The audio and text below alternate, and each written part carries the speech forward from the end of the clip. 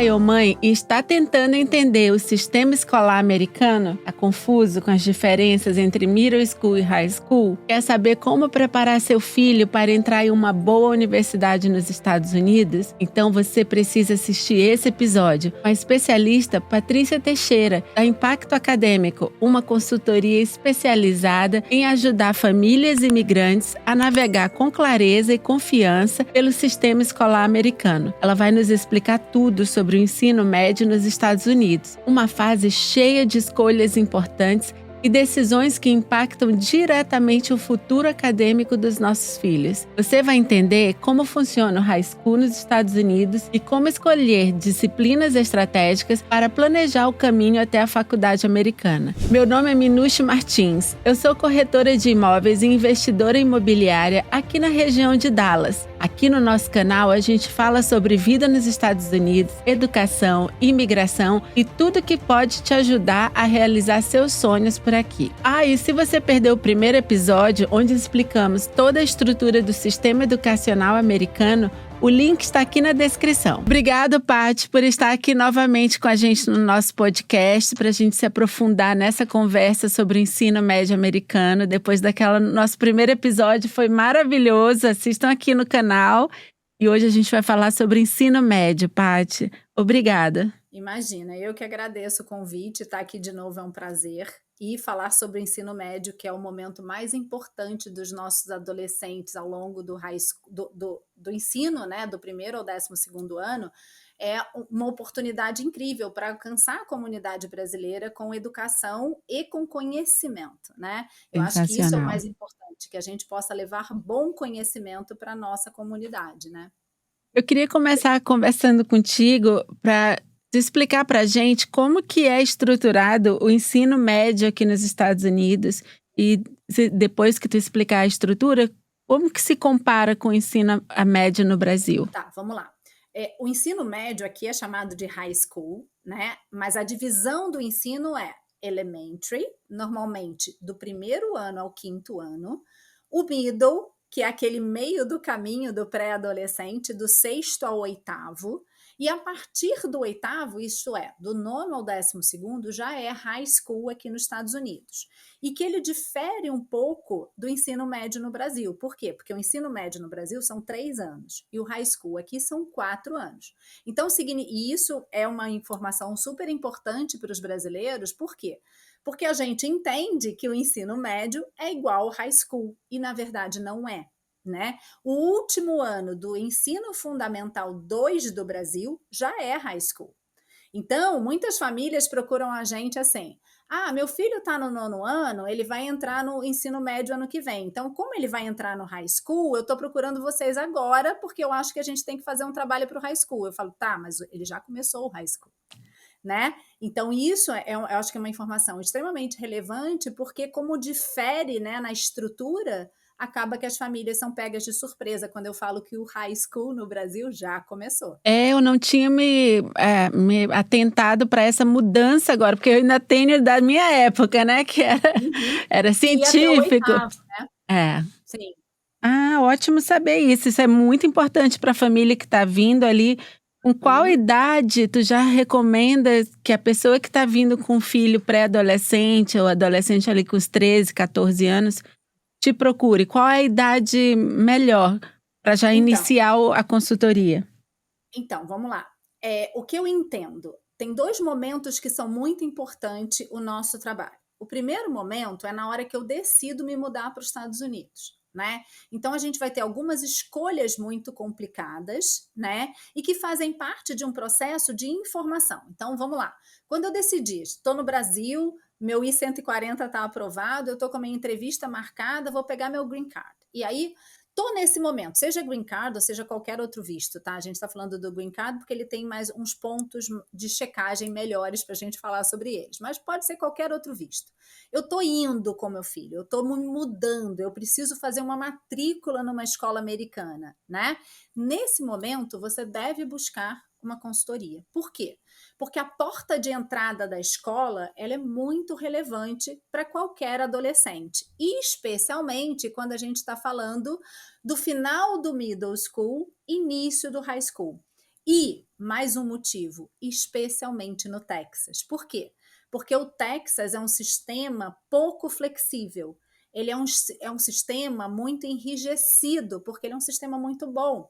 Então, as avaliações do estudante ao longo do sistema, elas representam muito para o currículo acadêmico dele. Então, se você está chegando no meio do caminho, você precisa entender que já tem gente no caminho, né? É. Então, essa equivalência, a gente fala da equivalência de informação para que o seu filho entre na escola certa, dentro da escola, é extremamente importante. E a gente tem um produto chamado Consultoria Educacional de Imigração. Por quê? Porque é a chegada aqui que define em qual escola seu filho vai entrar. E aí eu sempre falo isso, né? E as pessoas me falam assim: não, Paty, mas eu não preciso. Por quê? Porque eu já escolhi morar num lugar aonde a escola é nota A. Aí eu falo: exatamente por isso que você precisa de mim. Aí a pessoa fala: ué, mas por quê? Eu já fiz a minha parte. Não, você não fez a sua parte. Você fez a primeira parte. Então significa que você conseguiu alugar uma casa ou comprar uma casa num condado que tem uma escola que tem uma nota de referência muito boa, beleza? Só que dentro dessa escola tem muitas escolas. Então, você pode ter feito tudo isso e colocar o seu filho na escola nota A, mas no currículo nota C. E aí não adiantou de nada ele entrar na escola A. Então, é justamente nesse momento onde a primeira escolha é feita, que normalmente são as recomendações curriculares ou as equivalências curriculares, que o nosso trabalho é muito importante. Porque a partir dali, ele entrou no sistema. O pontapé inicial está dado. E pode ser bom, pode ser o pênalti que o cara acerta o gol, e pode ser aquele que ele chuta para fora. E aí, beleza, entrei na escola. Tá, lembrando, a competição no Texas é brutal dentro da escola, porque o sistema é muito bom, então todo mundo quer ficar muito bom, né? Então, se o sistema é muito bom e eu quero colocar meu filho na melhor escola, significa que eu tenho que entender o que tem ali dentro. Se eu simplesmente botei ele dentro da escola e tem alguém tomando a decisão por mim, família, quem me garante que aquela escola sabe que eu quero que meu filho vá para UT Austin? Ou que ele vá para Texas A&M? Ou que ele vá para UT Houston? Não sei. Eu acho que isso é uma grande diferença do Brasil, porque no Brasil o foco é um só, é o vestibular. É tirar a Uhum, melhor nota no vestibular, no Enem, né, agora, na minha época era uhum, vestibular, mas o Enem. Aqui, os objetivos vão depender do perfil acadêmico da criança. Então, uhum, se aquele estudante, ele não é forte academicamente, já sabe que ele não quer seguir para o ensino superior, a escola uhum. oferece essa opção para ele. Exatamente. E tem excelentes opções, tá? Não, é tudo, assim, qualquer coisa que você faça aqui nos Estados Unidos tem a possibilidade de você ganhar dinheiro, empreender Empreender. ou ir Uhum. trabalhar em qualquer outra área que não tenha um nível superior, há a chance de ganhar dinheiro. A questão não é essa aqui. É diferente da mentalidade da gente que cresceu no Brasil, e para você ter uma vida melhor, você precisa ir para o ensino superior. E aqui Uhum. não, aqui tem várias possibilidades. E isso se reflete no high school também, né, Paty? Uhum. Porque Exatamente. dependendo do perfil acadêmico e do objetivo do Uhum. estudante, a escola oferece possibilidades diferentes. É isso que tu está falando, das diferentes escolas Exatamente. dentro de uma única high school, né?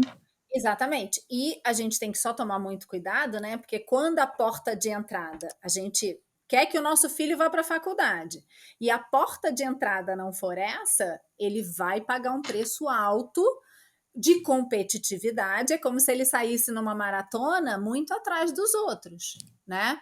Então a gente tem que tomar muito cuidado com isso, né? Então, assim, quando que a família deve procurar a gente? A partir do middle school, em qualquer momento que ela esteja mudando para os Estados Unidos e for fazer a matrícula na escola.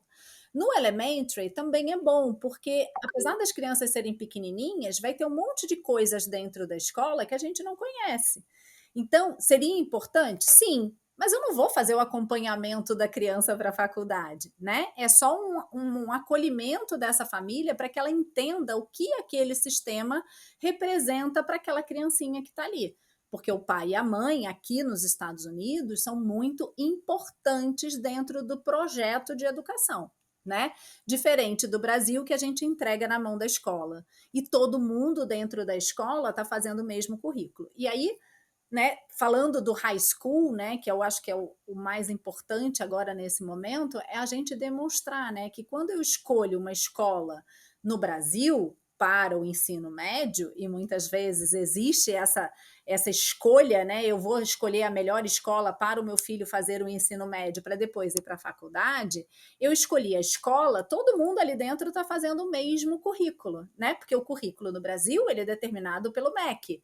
Então, todo mundo que está no primeiro ano do ensino médio faz o mesmo currículo. Ele não faz matérias diferentes, ele não faz escolhas curriculares, ele não faz nada que não esteja ali para todo mundo.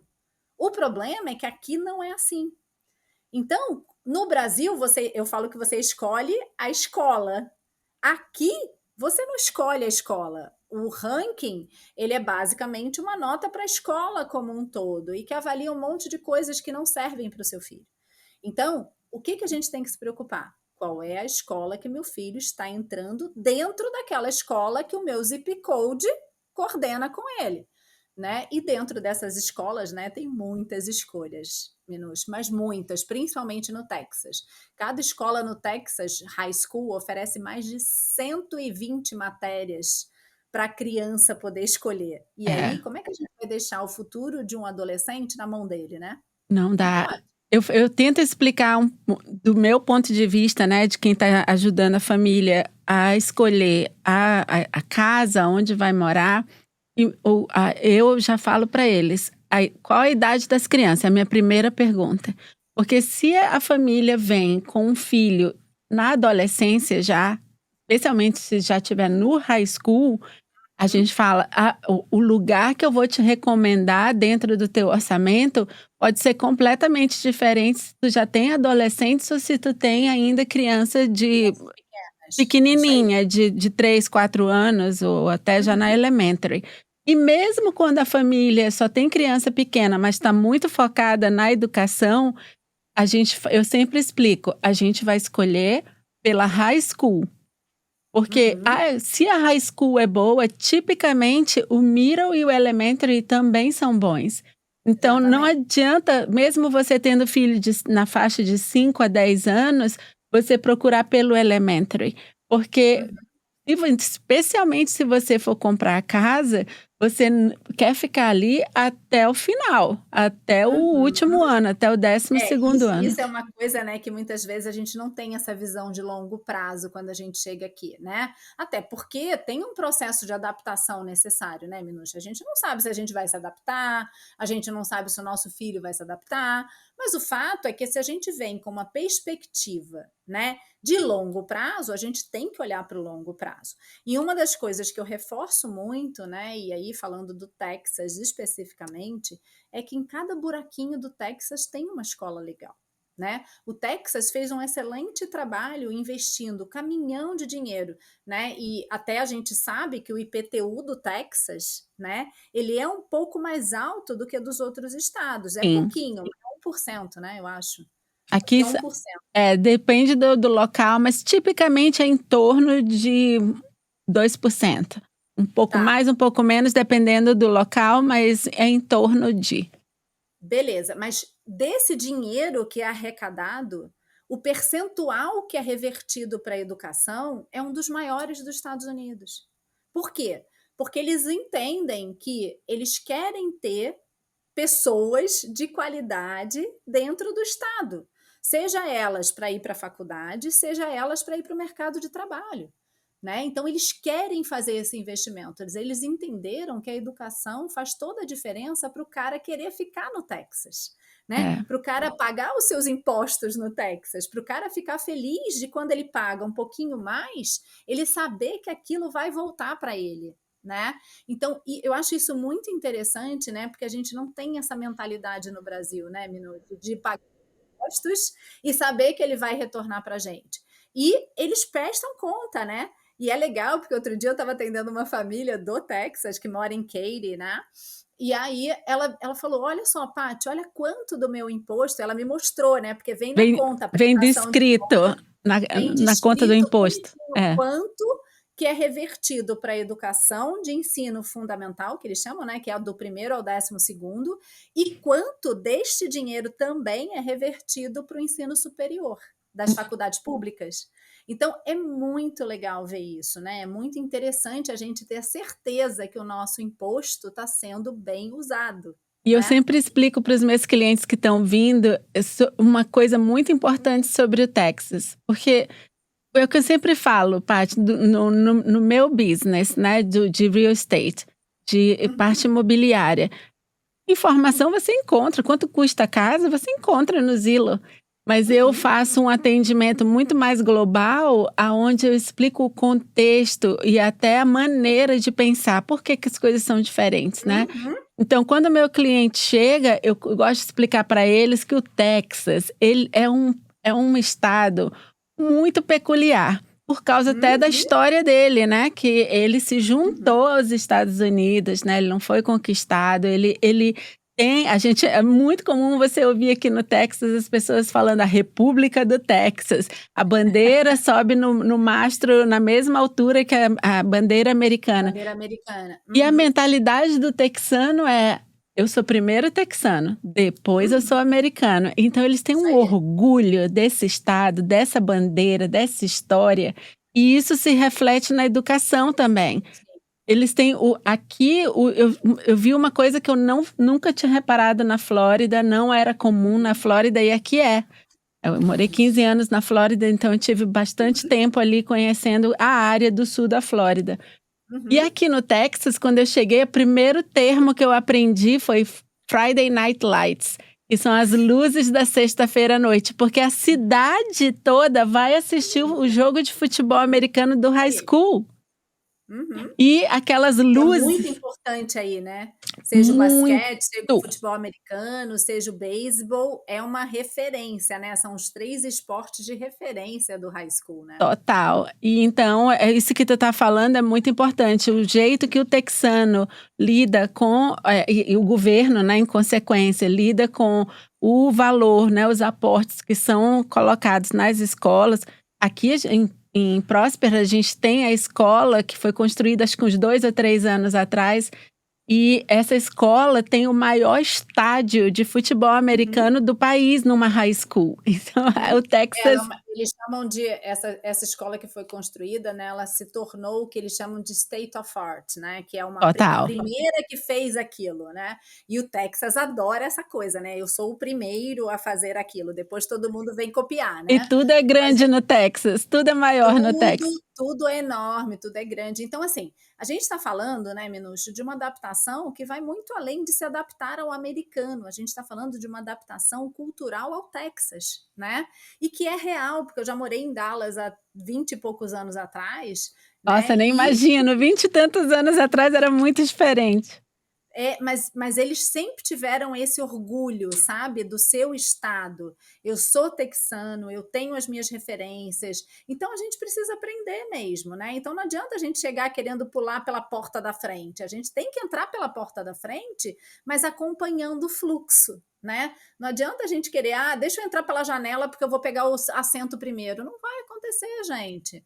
Tá todo mundo no fluxo, né? O que eu tenho visto muito com os meus clientes, Paty, é pais que já estão com filhos no high school, no Brasil, e tem aquela vontade dos filhos virem finalizar o high school aqui e ir direto para uma universidade americana. E eu já tive um caso de um pai que o filho já estava no último ano do high school no Brasil, e quando ele chegasse aqui já ia ter 18 atem Como funciona quando a criança já está mais da metade do caminho e chegar aqui na high school? O que vocês orientam? Então, se é um processo imigratório sem volta, né? Tipo, não é uma coisa temporária, não é uma coisa vou ver só qual é, vou só mandar meu filho para fazer um intercâmbio. Se for temporário, a gente não recomenda, tá? A gente não recomenda que você mande o seu filho fazer high school nos Estados Unidos. Por quê? Porque para você ter benefícios cursando o sistema de educação americano, você precisa ter um visto imigratório, você precisa ter um status imigratório diferente de um estudante internacional. No caso do seu filho ser um estudante internacional, a gente recomenda que ele se forme no Brasil e aplique para uma faculdade americana do Brasil, tá? Hoje é o que a gente recomenda, tá? E se a família está imigrando no meio do high school para o final do high school, lembre-se sempre que o seu filho, mesmo com 18 anos, se ele não tiver feito o primeiro semestre completo do terceiro ano, ele vai entrar no último ano do high school, tá? Agora, se ele tiver feito o primeiro semestre completo, pode ser que a melhor decisão seja ele terminar o high school no Brasil, que é o ensino médio, né? E aí ele vai aplicar depois que você finalizar o seu curso com o currículo brasileiro. Então, é muito difícil eu te dizer qual é a melhor fórmula, porque eu preciso analisar que escola aquele aluno estudava, qual é o nível de inglês que ele tinha, se vale a pena ele vir antes do primeiro semestre para ele poder fazer o último ano aqui. Certamente, em termos de benefícios financeiros, pode valer a pena, mas pode ser que ele não tenha competitividade. Então, a gente tem que analisar o que é melhor, o valor que você vai pagar na faculdade ou o custo para o adolescente da competição, porque ele vai trazer o currículo brasileiro de qualquer forma, né? E lembrando, aqui nos Estados Unidos, a aplicação para uma faculdade, ela não é uma fotografia de uma nota, ela é um vídeo de no mínimo 3 anos, 4 anos. Adorei. Adorei Então, essa explicação, é isso. porque no Brasil é uma fotografia, eu vou lá, faço o Enem, não importa o que eu fiz no resto do processo, eles só sabem o seu nome e a sua nota. Então, ótimo, beleza, entrei na faculdade, morreu todo o resto. Aqui não, aqui a gente tem que. É um storyteller, né? A gente fala que é um vídeo que a gente começa a construir desde o início do 9º ano, no mínimo, e a gente vai entregar para o college no final do 11º, né? Porque o 12º é basicamente, eu brinco que é o depois do The End, né? E continua a saga. É o 12º ano, né? Mas o vídeo ele termina, né, no 11º ano, para eu poder aplicar para a faculdade e ser escolhido por ela. Mas é uma história que eu tenho que contar. São muitos momentos que eu passei pelo 9º ano, pelo 10º ano e pelo 11º ano. Então, não dá para tirar uma fotografia. Então, se o cara chegar aqui no finalzinho do processo, o que eu vou mostrar para a escola? O que eu vou mostrar para a faculdade? Então depende, Minucci, porque a gente tem que analisar, infelizmente, nesse caso, né, é o que eu falo, se tivesse uma receita de bolo, eu passava para vocês, mas não tem, a gente tem que ver realmente qual é o perfil do estudante, qual é o perfil da família, qual o status imigratório ele vai chegar, como que ele vai aplicar para essa faculdade, como que ele vai ser entendido, né, e a gente entra naqueles benefícios financeiros que o Texas oferece para o cara, para a família, né, que é taxpayer no Texas. Taxpayer é pagador de imposto, né? Tem um requisito de uma certa quantidade de anos, né, Paty? Não é assim, chegou aqui no Texas, chegou, já... tá valendo. Não vale, Só porque eu já estou pagando imposto, eu já sou considerado pagador de imposto. Ele precisa de, no mínimo, 12 meses com um imposto de renda declarado. Então, não adianta... O cara chegou e o filho vai aplicar para a faculdade, ele não tem benefício financeiro, né? Por quê? Porque ainda não tem um ano fiscal completo, ele ainda não estava dentro da empresa. Então, assim, não é tão simples quanto as pessoas imaginam, né? E isso pode ser uma virada de jogo, né? O cara pode pagar de $40 mil por ano a $8 mil por ano, basicamente por essa decisão tomada. Né? Então, a decisão, né, Minucci, é muito interessante porque a gente não entende o peso da decisão de colocar um filho na escola. Né? A gente acha que o que a gente recebe lá no Brasil, né, a escola é ótima, vai dar conta dele, vai levar ele às melhores faculdades, e tá tudo lindo, mas não é. A verdade é que não é assim. Né? São tantos detalhes, tanta condição, tanto conhecimento, né? Estratégia. estratégia. No Texas, a gente tem uma qualificação específica, né? E aí eu brinco com aquela frase, né? Que os Estados é unidos, mas não muito, né? Os Estados não são tão unidos quanto a gente gostaria, né? Por quê? Porque no Texas tem uma regra chamada top 10, por exemplo. O cara que chega aqui no meio do caminho, ele não consegue nem ter acesso a top 10. Isso significa que se seu filho se formar no top 10% da classe dele dentro daquela escola, ele teria um acesso garantido a qualquer faculdade pública do Texas, ok?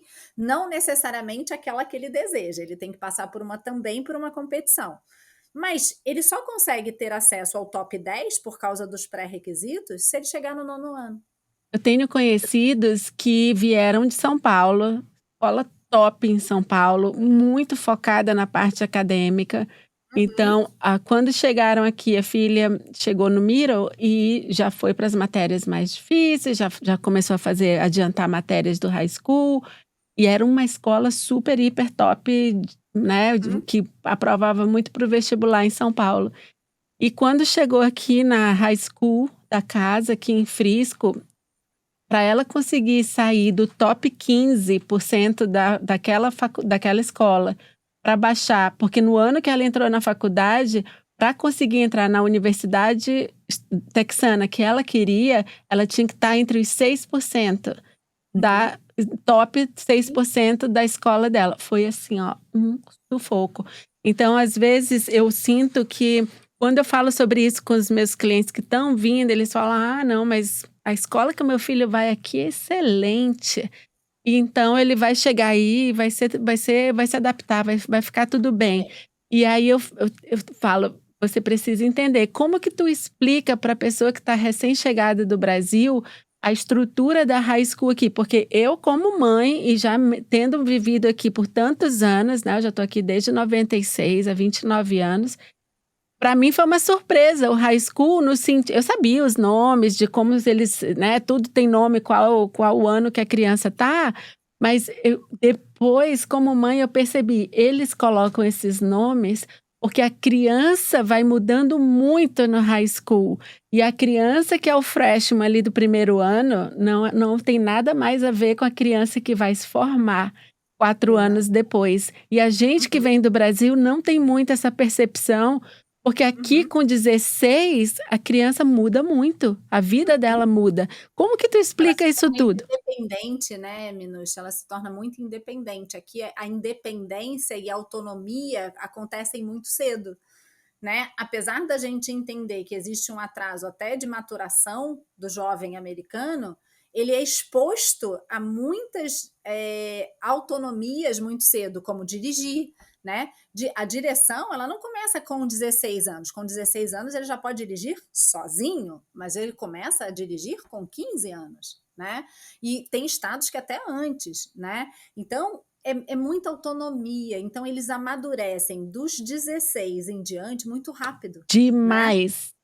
Demais. Então, se a gente não acompanhar o processo, a gente tem que acompanhar, porque eles vão fazer escolhas, né? É que a gente fala, eles amadurecem, mas não necessariamente eles estão preparados para amadurecer.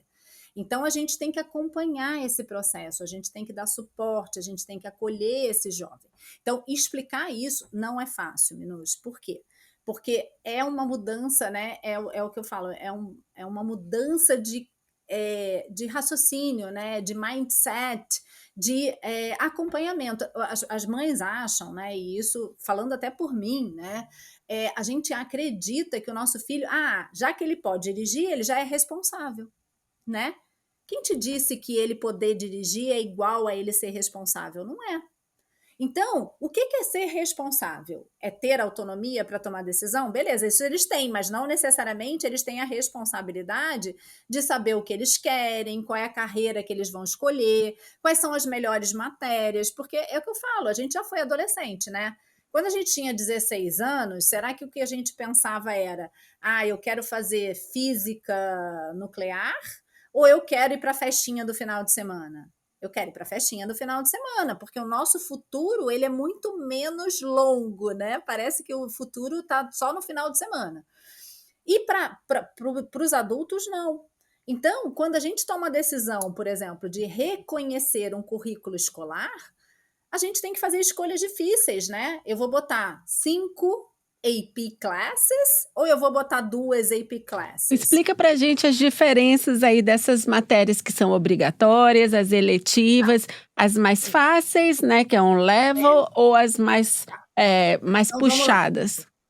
Vamos lá. No high school, a gente, como eu falei, né, a gente tem uma oferta de créditos enorme. Então, para quem não conhece o sistema, funciona mais ou menos como a nossa faculdade do Brasil, né?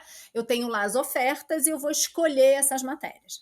A escolha, ela é livre, mas ela não é tão livre assim, né? Existem os créditos obrigatórios que o adolescente tem que fazer.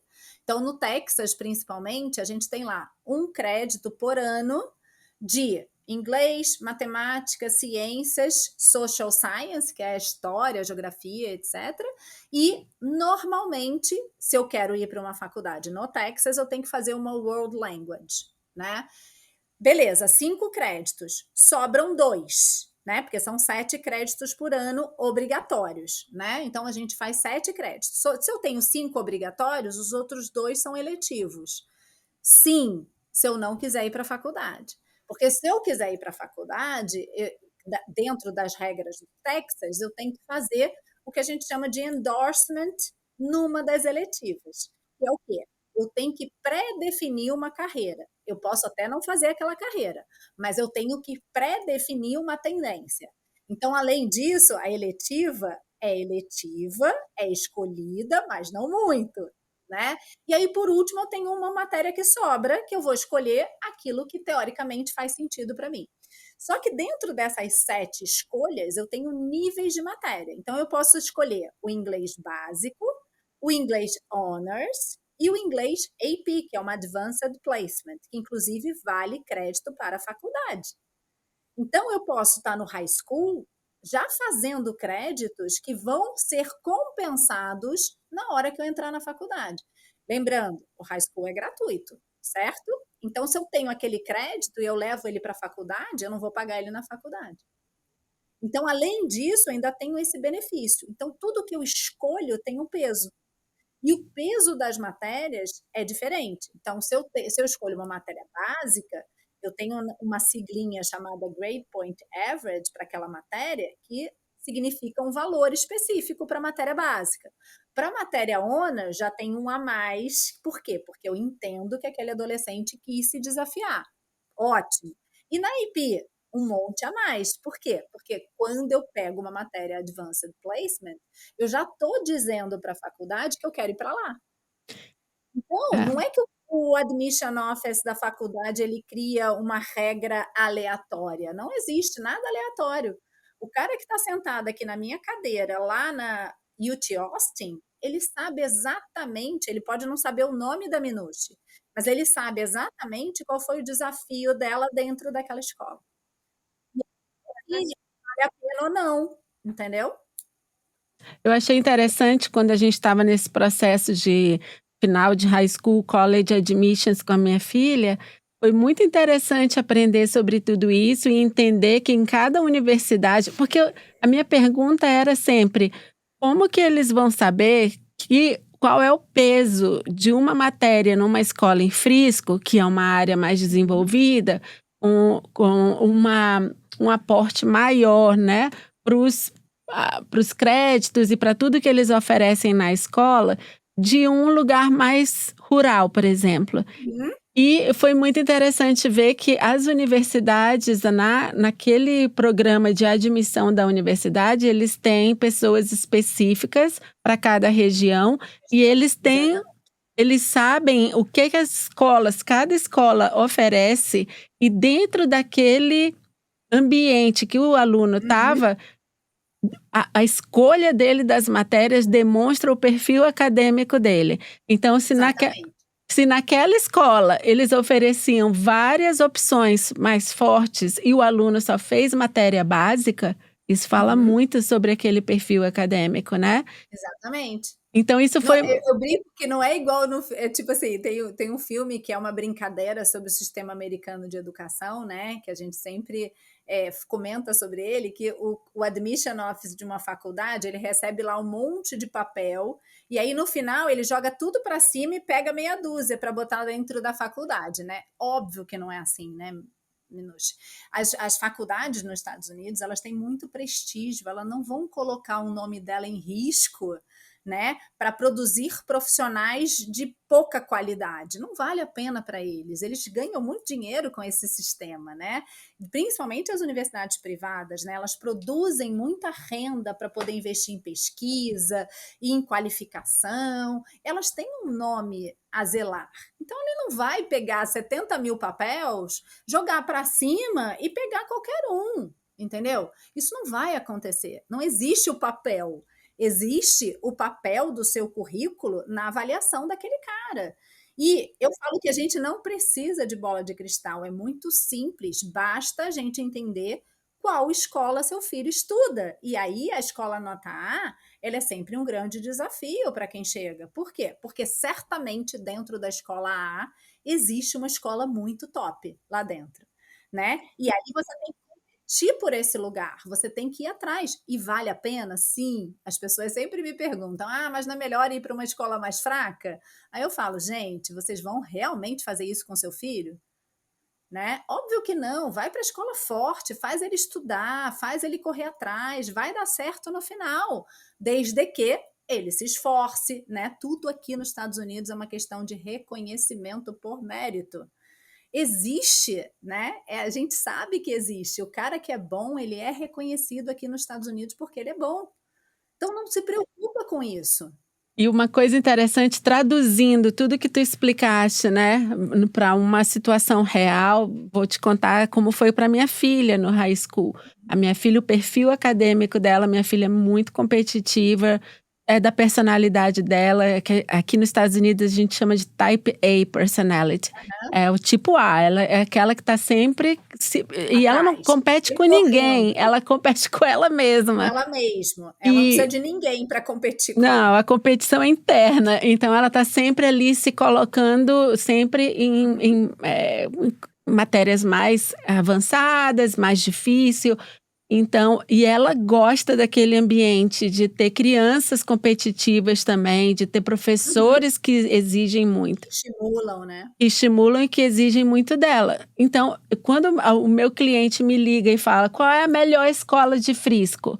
E eu falo, não procura qual é a melhor escola de Frisco, porque depende do perfil acadêmico ou esportivo ou artístico do teu estudante. E aí vai ter o encaixe melhor dentro das opções de high school em Frisco para a tua criança.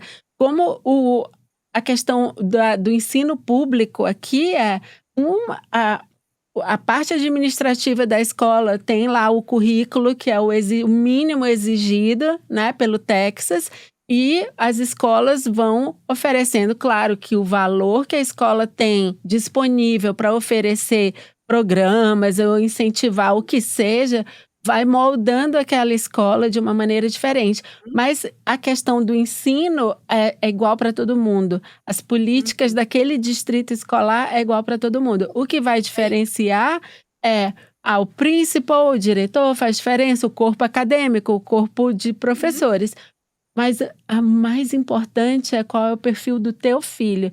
Então, por exemplo, no perfil da minha filha, que era muito forte academicamente, a gente optou por uma escola muito forte academicamente. Quando a gente voltou de Madrid, ela foi para essa escola aqui em Frisco e no início a adaptação, porque a gente vinha da escola americana de Madrid, e quando entrou nessa escola muito forte academicamente em Frisco, a professora de matemática me mandou uma mensagem logo no início do ano e falou, então, ela está nas matérias mais puxadas, ela está em 6 das mais puxadas, então não é melhor colocar ela em matemática no nível mais fraco? Eu falei, de jeito nenhum.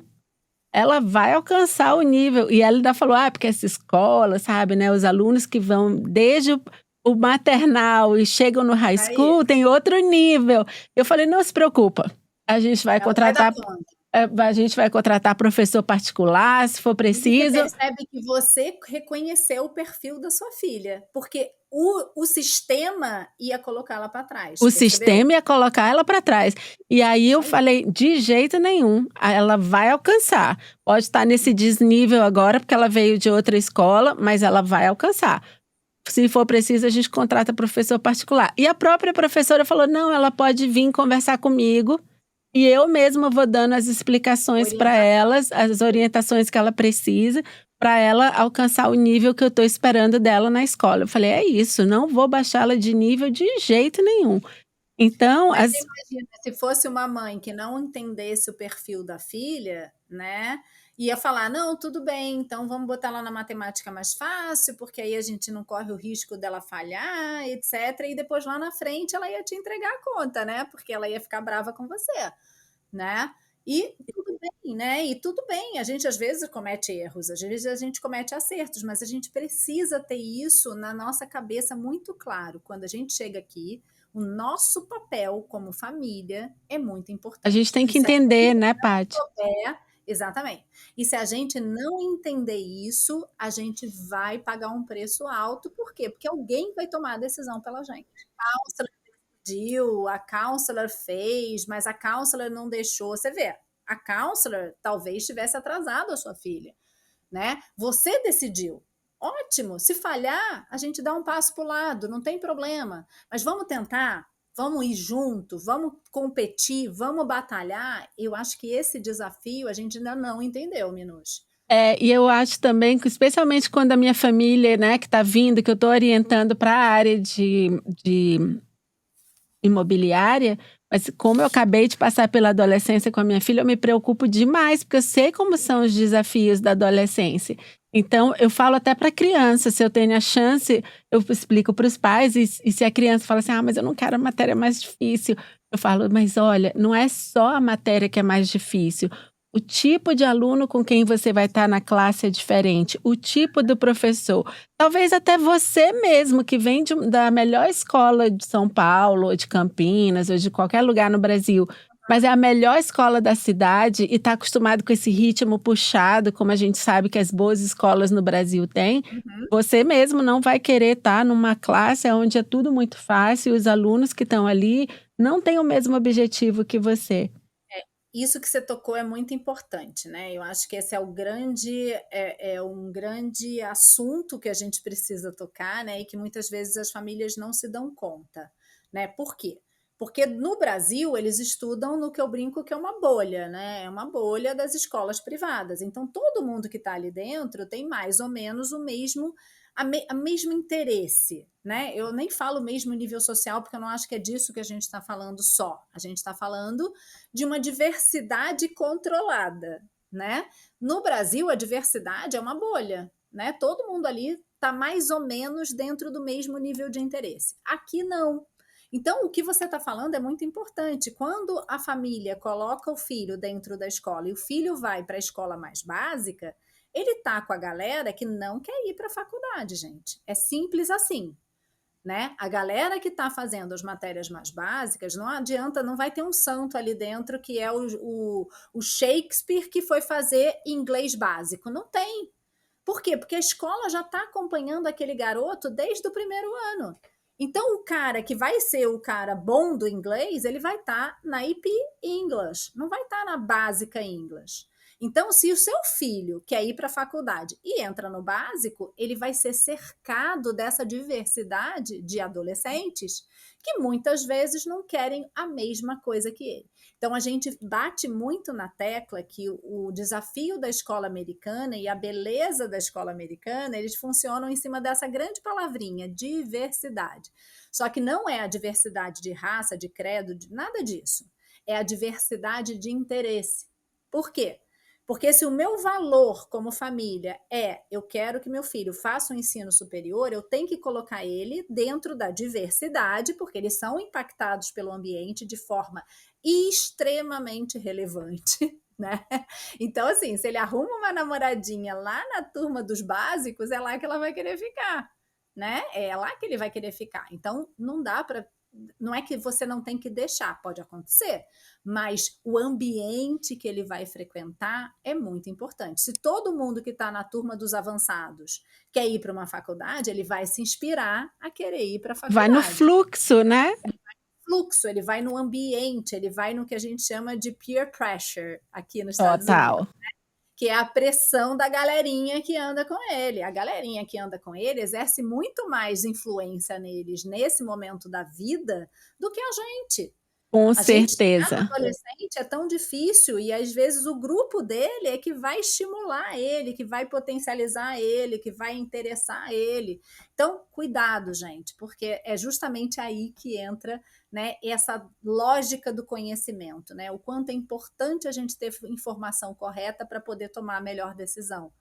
Né? E não é, gente, aqui, pelo menos a minha intenção, e eu imagino que a da Paty, quando ela orienta também, não é que botar todas as crianças na mesma caixinha de que todo mundo tem que ir para a melhor escola, para a melhor universidade, para fazer todas as APs. Não é isso. O que eu gosto de explicar para os meus clientes é que você tem que saber o que a escola oferece e o que encaixa com o teu filho. Se teu filho é esportista e não é forte academicamente, é o perfil dele, tudo bem. Vamos achar a escola que tenha o melhor time do esporte que ele é forte. Porque aí ele vai estar na escola que é perfeita para ele. Meu filho tem problema de aprendizado? Não tem problema. Vai para a aula que seja melhor para o que ele procura, sendo que você entende a tua criança e entende em qual escola você está colocando. Então, a conversa aqui não é sobre ser o melhor academicamente, é sobre o melhor encaixe, né, Paty? E eu gosto... O nome da nossa metodologia, inclusive, Minucha, é Perfect Match, que é o encaixe perfeito. Né? Então não é falar o encaixe perfeito, pode não ser as melhores faculdades. Exato. Porque não é disso que a gente está falando. A gente está falando daquilo que se encaixa melhor ao seu adolescente e à sua família. Então a gente fez questão, né, de construir uma metodologia que fala disso. Então o nosso método ele é todo dedicado a individualidade, as competências individuais, as habilidades personalizadas. Ele não é um método que, como a gente falou, né? Não adianta eu pegar, toma aqui, faz isso.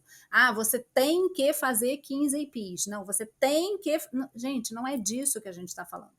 Isso é, muitas vezes, o que a consultoria americana vende. Isso é real. Tá? O americano, ele é preparado para vender isso. Por quê? Porque ele vende o pacote, né? Ele vende o pacote do seu filho. Para aquela faculdade, ele quer que esteja todo mundo lá nas top 10 faculdades dos Estados Unidos.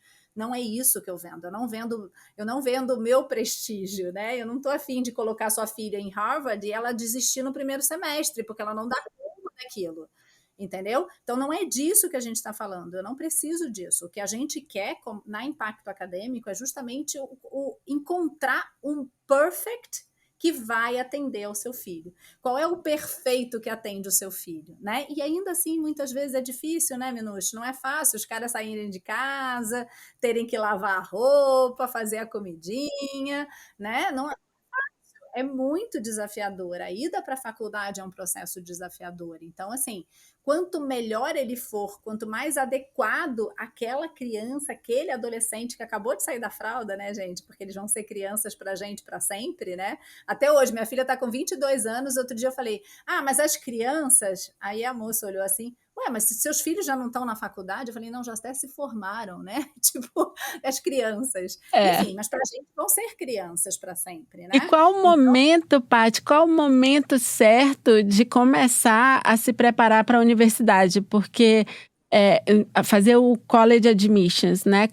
Porque muitos brasileiros, até nossos amigos também, até a gente mesmo, eu e meu marido, que a gente já mora aqui há muitos anos, a gente achou que seria mais para o final do high school, mas eu conheço pessoas que já estão com a consultoria desde o último ano.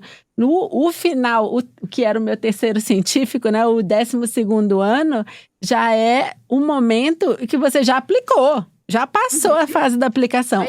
Quando Isso que aí. vocês orientam que a pessoa comece a fazer Então, a admissão? a gente começa a produzir o college, são duas coisas diferentes. Quando você começa a se preparar para o college application, no 7º ano, no Texas, no 7th grade, lá no middle school.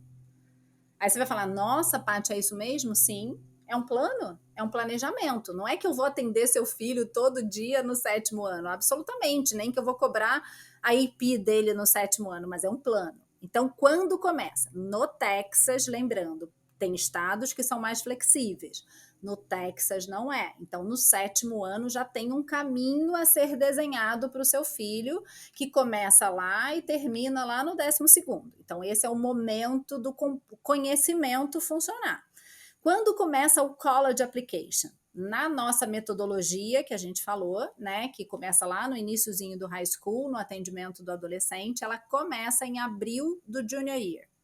E o Então, no junior year é o 8º ano. 11º ano. Oh, desculpa, 11º, é.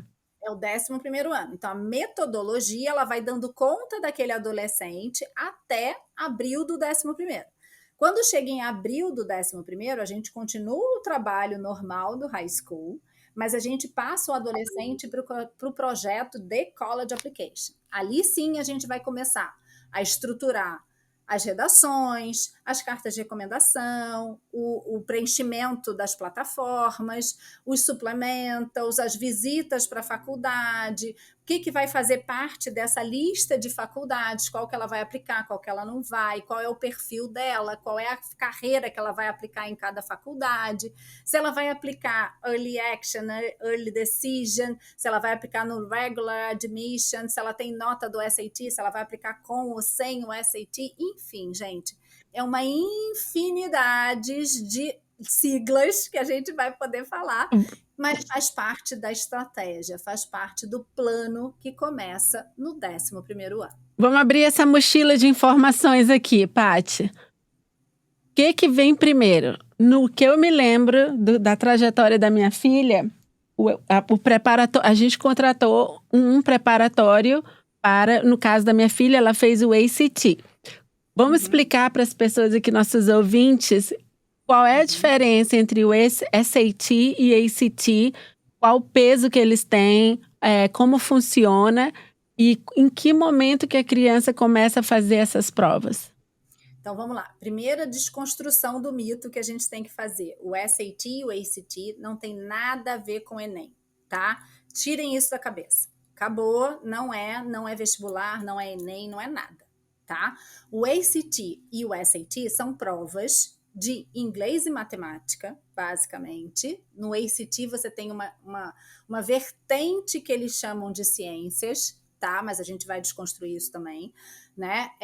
Tanto o ACT quanto o SAT, eles podem ser feitos várias vezes ao longo dos últimos anos da escola, né? Na verdade, eles podem começar a fazer a partir do 10º ano, porque a matéria já foi dada, tá?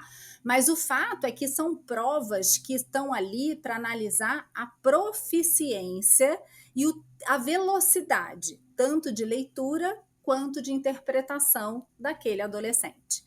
Não é uma prova difícil, é uma prova de tempo, é uma prova de habilidade, é uma prova de treinamento.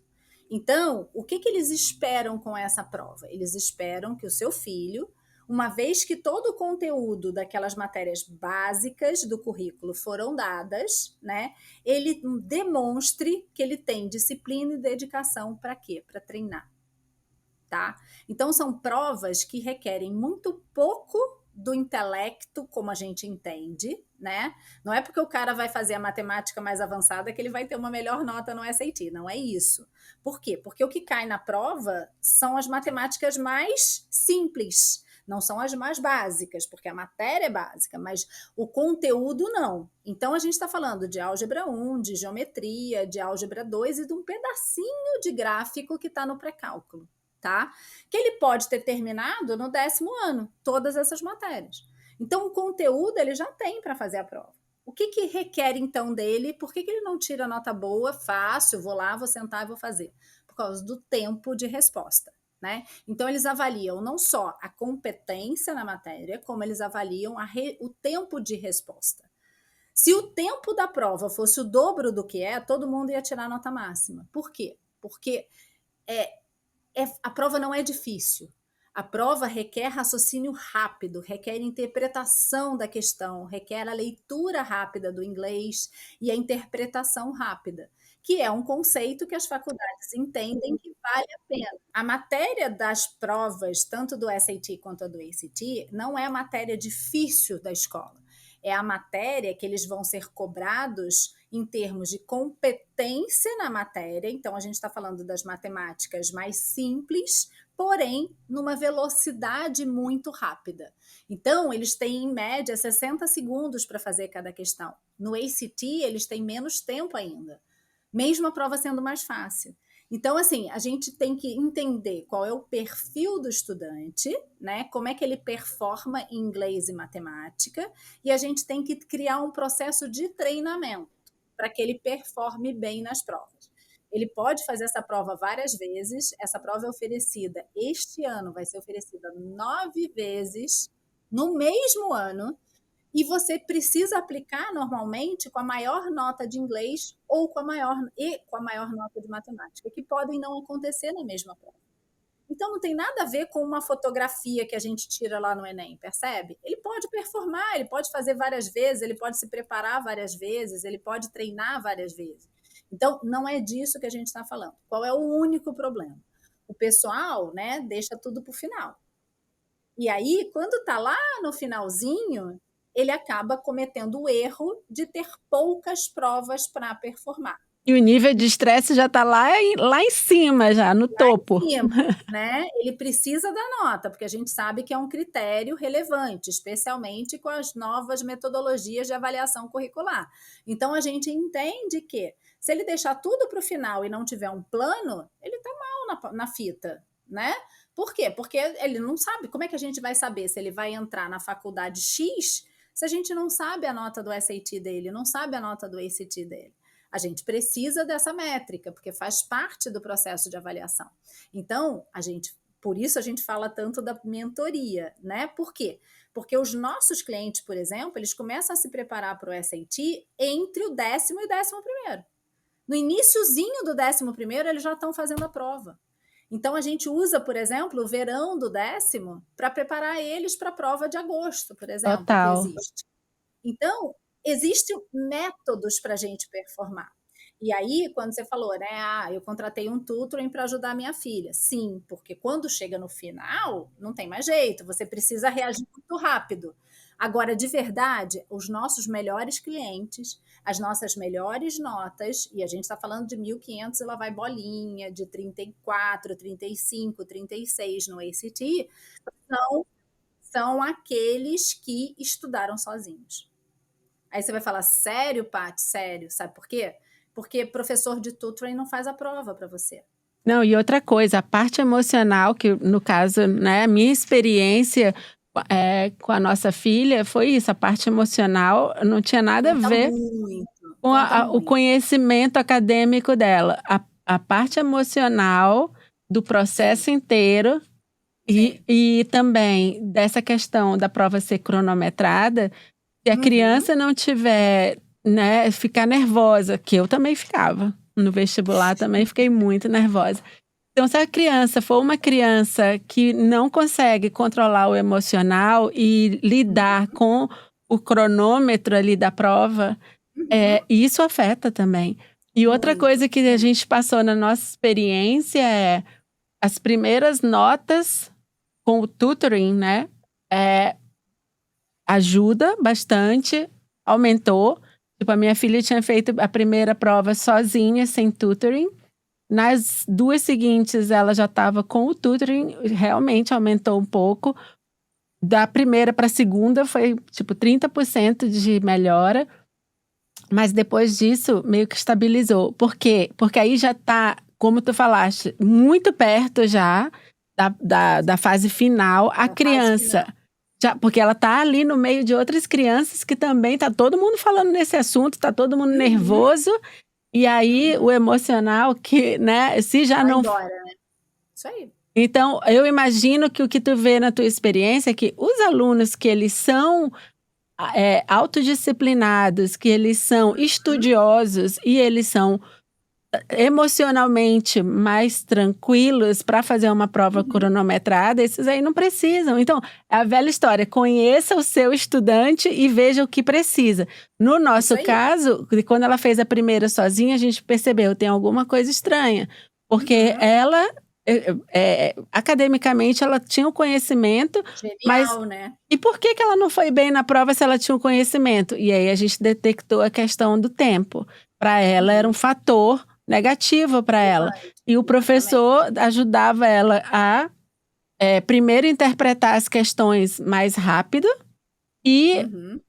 e também controlar, né, essa questão do tempo. Você não precisa perder tanto tempo nessa questão, porque você pensa assim, assim, assim, interpreta dessa maneira e segue adiante. Então, Isso aí. ajudou até um certo ponto. Depois, É isso aí. Depois é treinamento, eles treinarem mesmo, essa segurança do treinamento. Então a gente prefere, né, se o adolescente está com a gente desde o início, a gente prefere fazer esse trabalho de forma individual mesmo, né? isso, A gente tem um total. plano, a gente tem um método, a gente usa inteligência artificial para poder fazer com que eles treinem. Então não precisa do professor, porque a matéria eles já aprenderam. Entendeu? Então, assim, beleza, eu sei a matéria, eu sou um bom aluno. Ótimo, partimos do princípio que a sua base é boa. Então, se a sua base é boa, o que a gente precisa agora é fazer você treinar. Vamos treinar, né? Então, esse método funciona muito bem também, tá? Faz parte do método que a gente criou. E uma coisa que eu também foi assim, um aprendizado interessante para mim foi entender que a parte acadêmica é um ponto na Uhum, admissão, universitária, mas sim, os extracurriculares também são muito importantes, esportes e muito. voluntariado, né, que não está no Hum, nosso na nossa equação quando a gente vai para a universidade no Brasil. Tu pode explicar para a gente um pouquinho claro. Vamos lá.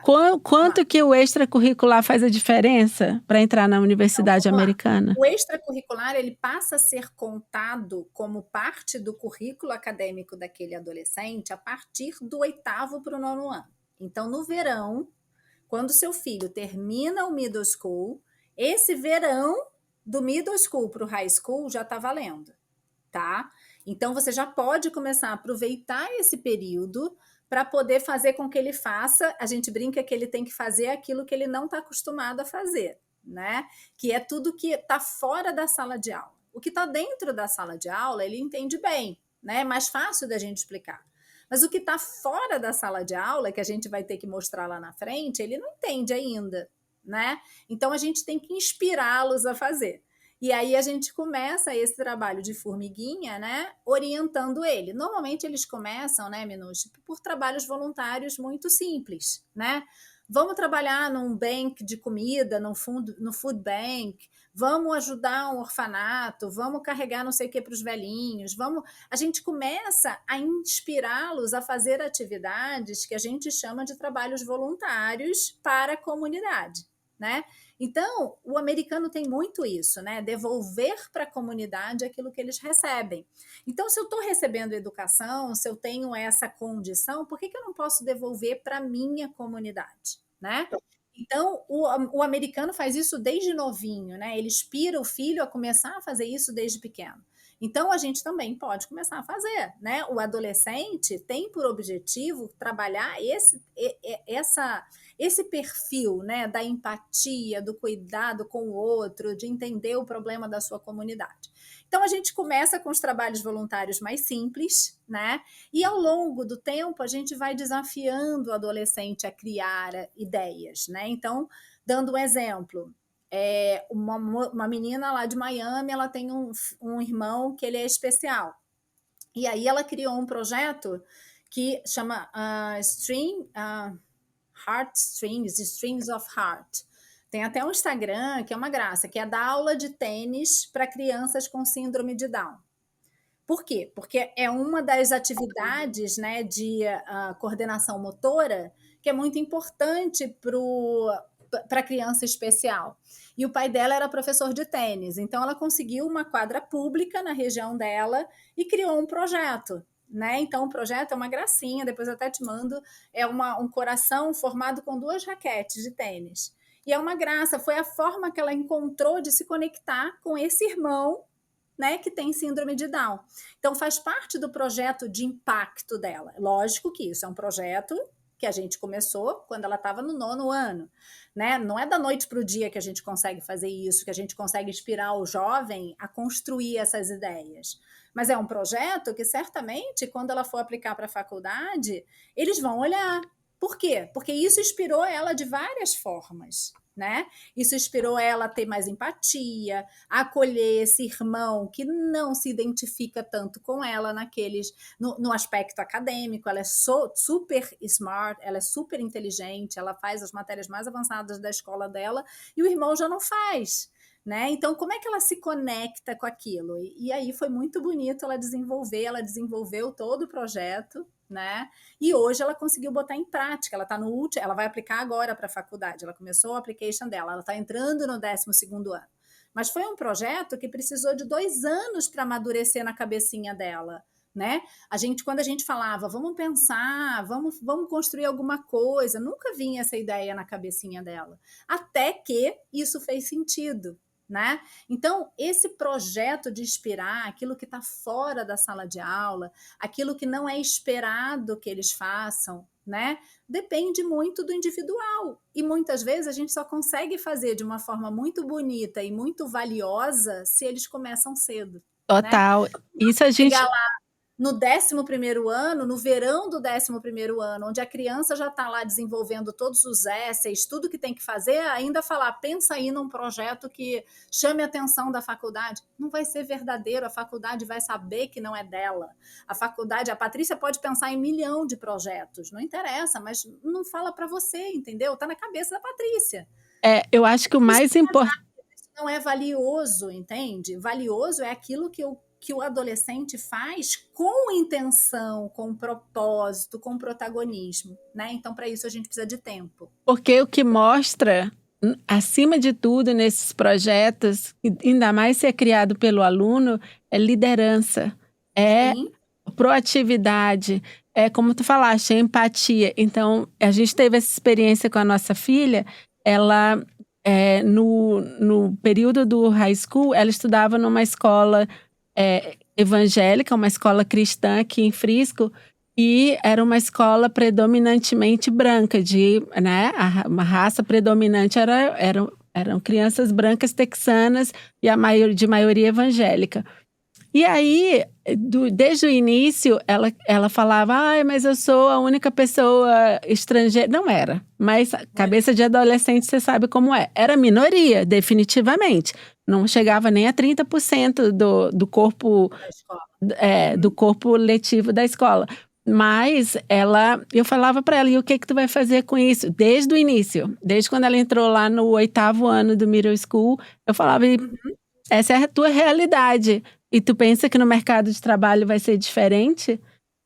Eu dava o exemplo do meu marido. Eu falava, papai trabalha numa empresa e está num cargo em que, às vezes, ele é a única pessoa que não é americana, é a única pessoa com sotaque, é a única pessoa que não cresceu aqui.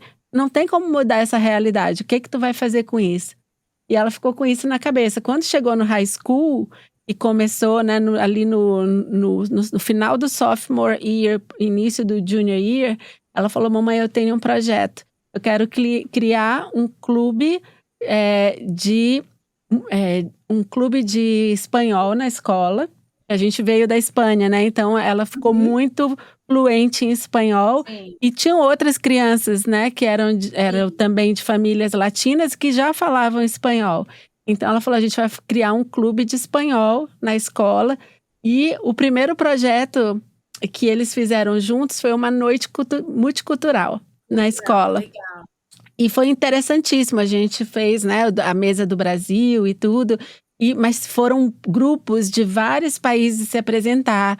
A países africanos, países... Que legal, né? Países ela latinos. Trouxe isso, esse incômodo dela se tornou um projeto relevante que ela pôde contar para essa faculdade, né? Olha que legal, e pôde implementar, pôde fazer. Ela podia ter ficado no TikTok, né, Manus?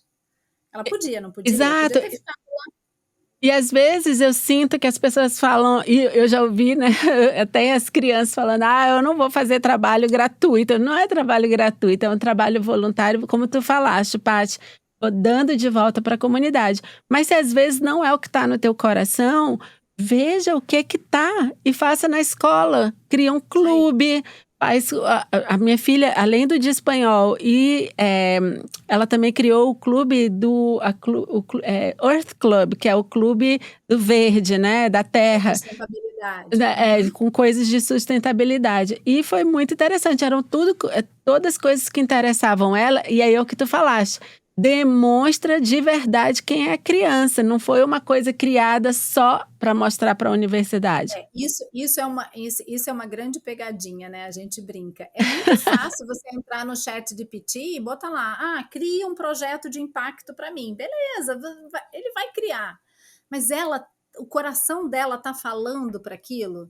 Gente, não é assim que funciona, né? Botar lá no ChatGPT vai funcionar, mas não necessariamente ele vai conseguir fazer, não vai fazer parte do dia a dia dele, dá trabalho pra caramba criar isso. Ela teve que despender inúmeras horas focada nesse trabalho, só para juntar pessoas já não é fácil, né? Você imagina fazer isso acontecer dentro de uma estrutura, de uma escola que Não, é tem uma que ter comunidade. aprovação, teve aprovação do board da escola, do Tem que fazer um conselho. projeto, tem que ser aprovado, tudo que você fala está sob controle. Então, assim, gente, não é fácil, mas tem que fazer parte do coração daquela criança, de quem ela é, dos valores, da família, daquilo que ela foi buscar. Criar, o ChatGPT está aí, ele cria, E não gente. é nem só isso, né, Paty? Assim, se for, vamos supor, a criança não tem essa proatividade, essa liderança, é uma criança tímida, o que seja, não tem vontade de fazer isso. Ok, eu descobri, isso era uma coisa que eu não sabia, eu moro aqui esse tempo todo, que existem ONGs que já estruturam todo o voluntariado para a criança, desde o início do high school A escola até o final. até o final. Então, tem uma estrutura ali, vai uma vez por mês, que seja, mas entra naquele projeto com um grupo e segue até o final. Isso já contam muitas horas. E para quem tem filho esportista e tem muita competição, não tem tempo para voluntariado, a universidade entende isso também. Exatamente. No seu Porque ele usa application. o tempo dele em algo que é produtivo. Ele está treinando, ele está competindo, ele está dando conta de um acadêmico e de um currículo, né, de esporte, porque aqui o esporte é duro, né? Não é um esporte, não é para qualquer um, não é para o cara que é bom, é para o cara que é extraordinário. Né? Aquilo que eu falo, a gente tem que lembrar que estar nos Estados Unidos significa que eu estou buscando algo extraordinário. Né? Então, se eu jogar basquete, a gente está buscando o Michael Jordan. Se a gente joga futebol, a gente está buscando o Neymar. Se a gente joga, se a gente joga beisebol, a gente está buscando o carinha lá do beisebol. E assim vai, o hóquei. Todos eles a gente está falando de algo que é completamente fora da curva. A gente não está falando do futebol dali da pelada do lado da minha casa, gente. Esse todo mundo joga. Especialmente no Texas. Aqui eles são super competitivos no esporte. Não é desse que a gente está falando. A gente está falando de esporte de verdade. Os atletas desse país são atletas que vão para a faculdade, são atletas de nível olímpico. A gente não está falando de qualquer um que joga um campeonatinho interestadual. Não é isso. A gente está falando de alguém que vai ter reconhecimento de nível nacional. E outra, a universidade, mesmo que o teu filho não foi o super esportista, por exemplo, a minha filha fazia corrida em grama, né? Corrida que a gente chama aqui de cross country. Ela nunca foi a atleta mais rápida do time dela. Ela nunca foi o Bolt da escola dela. Mas ela correu uma meia maratona aos 16 anos. Então, eu tenho certeza que isso fez a diferença na aplicação dela para a universidade e ajudou a montar esse quebra-cabeça para eles entenderem que perfil é esse desse estudante. Isso aí. Né? Então, ela ficava nervosa no ACT e a nota não era tão alta, mas ela demonstrou liderança, na formação dos clubes. Disciplina. Disciplina, porque fez o cross-country nos 4 anos da universidade, da escola, e depois fez uma meia maratona, sozinha, da cabeça dela, né? Resolveu ir, ou seja, teve esse comprometimento, essa disciplina. Então, eles vão entendendo quem é aquele perfil ali, e eles estão vendo não só os números, mas também fazendo aquele quebra-cabeça. E o que eu fiquei muito admirada, eu sou de comunicação, né, gente? Minha cabeça funciona com letras. Então, quando tinha a parte da redação, e a gente que vem do Brasil eu lembro, né, do vestibular, a gente ficava sabendo ali na hora qual era o tema da redação. Na minha época, né, que nervoso, né? E ter que desenvolver aquele tema ali, eu achava muito difícil aquilo. E aqui a redação não é sobre isso. A gramática, já é esperado que você tenha uma gramática excelente. A questão não é essa. A questão, eles querem ver como é que você desenvolve o seu raciocínio. Quanto que aquela criança cresceu nos 4 anos de high school. Então, e não é sobre historinha triste, tá? Eles não querem saber, minha vozinha, aconteceu isso. Não, como que você lidou com essa situação da vozinha? Então, foi um aprendizado incrível. E uma pergunta que muita gente me faz faz diferença vir de uma escola pública ou de uma escola privada na hora da admissão para a universidade? Como que vocês explicam para o teu cliente os diferentes tipos de escolas que existem aqui, a escola base, né? Que é pública, privada ou charter. Vocês dão essa dimensão para a pessoa que está vindo? Sim, a gente fala bastante sobre isso, né? A diferença das escolas públicas e privadas normalmente consta, né? Vamos lá, escola pública para todo mundo. No sistema público tradicional, você tem acesso através de um tipo de educação que funciona através da meritocracia. Punições, recompensas. Punições e recompensas, segue a regra, vai em frente, se forma e está tudo certo. Isso é o que vale para o sistema público tradicional, para todo mundo. Para o cara que vai trabalhar lá no caixa do Walmart, para o cara que vai para Harvard. Beleza, esse é o perfil. Tá? Então é o que você vai encontrar em praticamente todos os Estados Unidos. Aí a gente parte. Por que então existem as escolas privadas? Né? E aí a gente tem algumas respostas para dar. Normalmente as escolas privadas, Minuti, elas estão focadas em cima de um público específico, que é o público da bolha que a gente falou, né? Qual é o público da bolha? Não é o público que tem dinheiro, tá, gente? É o público da bolha. Qual é o público da bolha? Eu quero uma escola privada com religião cristã. Beleza, esse é o público que você vai ter ali dentro. Não vai ter o cara que não tem religião na escola cristã que a sua filha estudou, por exemplo. Não vai. Por quê? Porque ali o público é esse. Mas ali oferece um excelente acadêmico. Sim, ok. Porque aquele público cristão daquela escola quer um excelente acadêmico. Então, a seleção, a diversidade passa a ser uma diversidade não mais genérica, e sim uma diversidade controlada pelo objetivo da escola, tá? Então, esse é o objetivo da escola privada, né? Então, eu quero uma escola academy, por exemplo, toda escola que tem no nome academy, ela é focada no esporte. Então, quando você coloca o seu filho ali, você está buscando o quê? Eu não quero a escola diversa da competição. Eu quero a escola que vai dar para o meu filho que faz beisebol esse acadêmico bom em junção com o esporte que ele pratica. Beleza. A escola preparatory. A escola preparatory, ela é aquela escola que é preparada para levar o seu filho para a faculdade. Não quer dizer que todo mundo que está na preparatory vai para Harvard, não é isso. Mas quer dizer que todo mundo que está ali vai para uma faculdade. Está focado então, nesse objetivo. Né, que a gente tem que trabalhar. Então essa é a diferença, a grande diferença da pública para a privada. E as charters, normalmente elas entram no meio dessa diversidade de escolhas que a gente está falando, né? A charter é uma escola pública, tá? Normalmente as escolas charters você não paga por elas. Elas são administradas financeiramente pelo sistema público, porém, elas normalmente têm interesses específicos. Então, elas se parecem com a escola privada, mas elas se beneficiam do investimento público na educação. Então, a gente está falando de escola para crianças especiais, a gente está falando de escolas que promovem a educação construtivista, a gente está são métodos diferentes de educação.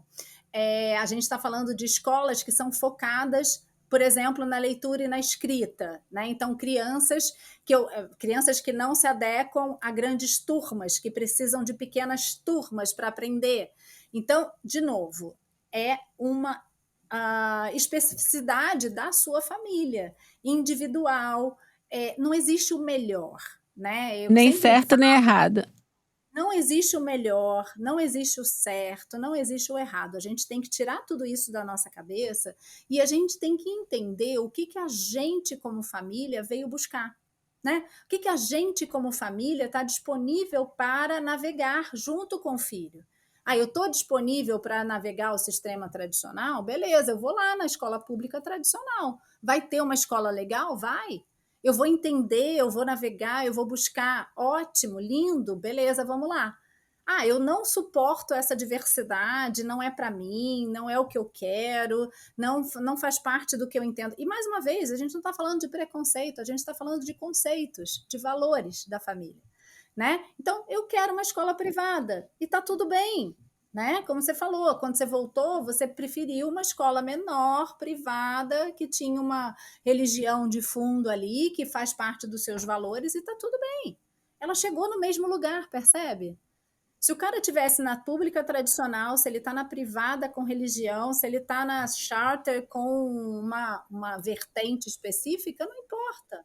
O que importa é como você, família, está inspirando o seu filho a alcançar o seu objetivo. E ter o encaixe perfeito, né, Paty? Porque e uma coisa também que eu fiquei muito impressionada com essa questão das escolas particulares é que, diferente do Brasil, que você só vai lá e matricula a criança, aqui não. Aqui você solicita a vaga. E aí tem Isso aí. todo um processo para você ser aceito ou não. E muitas famílias falam para mim, mas eu tenho dinheiro para pagar e eles não me aceitaram. Eu falo, às vezes não é só a Não questão de aceita. não é Não só aceita mesmo. não é só a questão de ter o dinheiro para pagar. É uma questão dinheiro para pagar aqui nos Estados Unidos, muita gente também tem. Então a competição é forte.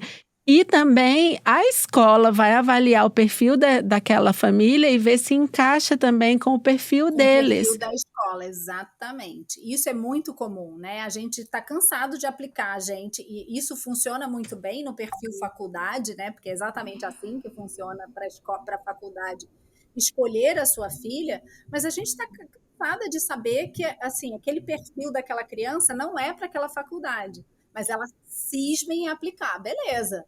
Aplica, a gente já sabe que ela não vai entrar, porque não é o perfil daquela faculdade. Em compensação, tem uma outra faculdade que é mais difícil, que é mais desafiadora, que tem os rates mais baixos, mas ainda assim ela vai ser aceita, porque ali o perfil dela se adequa. Então, quando a gente fala dessa escolha, né, dessa junção do perfect match, é disso que a gente está falando. Como que faz para uma família imigrante, Paty, que às vezes o pai viaja muito, tipicamente quem vem relocado viaja muito, né? E o pai ou a mãe que ficou cuidando ali da parte do dia a dia da família não domina o inglês. Como que faz para você entender? Tem ferramentas nas escolas para comunicação? Então, normalmente sim. Normalmente essas ferramentas, né, elas são tradutores, né, são intérpretes que eles usam. No Texas, eles usam muito agências de intérprete, né, através do telefone. Você contacta, você pede uma reunião com a escola e eles colocam uma disponibilidade de um intérprete. Você tem que solicitar, né? Uma vez solicitando, você acaba tendo esse suporte. Então, você vai para a reunião com a counselor e muitas vezes você tem um intérprete que te ajuda a fazer essa comunicação. Agora, eu sempre lembro, né, gente? Se vocês vieram morar aqui, é muito importante que, de alguma forma, você comece a se comunicar na língua do seu país. E a língua dos Estados Unidos, né, seja ela do Texas, seja ela qual for, é o inglês. Então, vamos aprender o inglês, né? E o seu filho, muitas vezes, dentro da escola, ele recebe um suporte chamado English for Speakers of Other Languages, né? Que no Texas chama ELL, né? Não é o ESOL daqui da Flórida, mas é uma outra sigla, mas é a mesma coisa, né? Que é English for Language Learners, né? Então ele está aprendendo, então ele ganha algum suporte para que isso possa ser mais tranquilo, para que essa adaptação possa ser mais razoável para ele que está chegando sem o inglês, né? Mas chegar sem o inglês no high school é um desafio, tá? E é uma coisa que a gente bate muito na tecla. Como a gente está falando de high school, eu acho que vale o recado. Gente, se vocês têm um plano, se vocês querem mudar para os Estados Unidos, se isso, normalmente a gente não consegue o visto da noite para o dia, né? Não é uma coisa que a gente acorda de manhã e fala assim, amanhã eu tô indo para lá. Não acontece, né? Se isso não acontece dessa forma, vamos nos planejar, vamos trazer o seu filho para aprender inglês antes de chegar aqui, né? Porque ele vai aprender, a gente sabe, mas às vezes ele não tem o tempo que a gente precisa para que ele aprenda, né? Ele não tem o tempo para ele é um recurso extremamente relevante, né? Se ele chega aqui e precisa fazer uma matéria avançada, essa matéria avançada vai ser em inglês. Ele não vai conseguir fazer, gente. Então não tem a menor possibilidade da gente colocar ele numa matéria extremamente avançada, mesmo que ele tenha competência intelectual, porque ele não está entendendo o que a professora está falando. Ele não está conseguindo ler os documentos, né? Tem que tomar muito cuidado, porque se você não chega aqui com essa habilidade de entender isso, já investir um pouquinho no inglês do seu filho, ele vai ter um tempo para se adaptar. E esse tempo, muitas vezes, vai tirar a oportunidade dele de estar lá no top da onda. É, Né? E aí não é o problema da escola, nota A, não é o problema do currículo, nota A, é um problema que a gente não pensou a tempo de se poder se planejar. E para os pais, até para entenderem tudo isso, é como tu falaste, é possível solicitar um intérprete, como a Paty falou. Eu não sei se eu já comentei isso contigo, Paty, mas eu trabalhei por 6 anos como intérprete para uma dessas legal. empresas de interpretação. Fazia, né, português e inglês, então, e quando a gente trabalha como intérprete, vem qualquer assunto. Então, eu fiz parto, fiz, fiz reunião de Tudo que você escola, possa imaginar tudo. cai lá E, na sua chamada. e você, até no 911 ou na polícia, se você precisar, ou para falar de um acidente de carro com seguro, você pode solicitar um intérprete. Mas como a Paty falou, você tem que pedir, e aí então a empresa vai oferecer para você esse recurso. Mas definitivamente, isso aí é super importante. E me fala quais são os erros mais comuns que tu vês nessa coisa de ali escolha da escola, escolha da universidade e o principal, bolsa de estudos, porque tá todo mundo querendo saber como que eu faço para pagar a universidade. Vamos lá. A gente está falando dos maiores erros, né? Um primeiro grande erro, a gente até falou, né? Vamos retomar ele, que é a família chegar aqui e não entender nada sobre o sistema e fazer a matrícula da escola. Esse é o maior erro. Esse é o maior erro, esse é o maior desafio para a família, para o adolescente, para a própria escola, né? Vai ter um monte de questões que vão aparecer a partir deste momento, deste movimento. Então, esse é o grande erro, tá? Os outros, é como eu falei, dependendo do tempo que seu filho vai chegar aqui, dependendo do grade, do ano letivo que ele for entrar, ele já precisa do inglês. Por quê? Porque ele está competindo dentro de um sistema onde todo mundo fala inglês, né? Então, a gente tem que lembrar disso e ficar sempre muito atento. E a questão, a tua outra pergunta, esqueci, Minus. É possível conseguir bolsas ainda no ensino médio? Qual é o erro aí nessa questão de tentar encontrar financial aid, né? Quando é o momento de começar a procurar entender sobre isso? Então, a gente está falando de vários temas, tá? Isso aí dava uma live inteira, mas vamos lá. Quando a gente começa a procurar scholarship, primeiro a gente tem que entender o que é o scholarship. O scholarship é a bolsa, né? Aquilo que eu vou receber através do meu mérito, que eu não vou precisar pagar de volta, ok? Isso é um tipo de recurso financeiro que eu vou conquistar para ir para a faculdade. Normalmente, quem conquista isso é o adolescente. Então, ele tem que ter um currículo, ele tem que ter uma estrutura curricular que demonstre o mérito dele, seja ele acadêmico, seja ele pelo esporte, seja ele por alguma atividade que ele fez. Tá? Então, é por mérito. Normalmente, os scholarships funcionam assim. Depois, a gente tem os financial aids, que, na verdade, são empréstimos ou são empréstimos sem precisar devolver para o Estado ou para a faculdade. Então, a gente tem os financial aids federais, estaduais, municipais e da sua faculdade, né? Normalmente, o financial aid da sua faculdade, ele se transforma no que a gente chama de grant, né? Que, na verdade, eu quero sua filha estudando na minha faculdade. Então, eu vou dizer para ela, olha, Maria, você vai ganhar $20.000 que eu vou dar para você. Então, eu estou te dando isso e você não precisa me pagar de volta. Mas eu entendo que a sua família não consegue pagar mais do que tanto. E aí, em cima disso, eu transformei uma parte daquele tuition em grant. Não vou precisar devolver, mas o resto eu vou ter que pagar. Ou de imediato para a faculdade, ou quando eu me formo na faculdade, né? E aí tem instituições privadas, instituições federais, aí a gente está falando de um mundo de possibilidades, ok?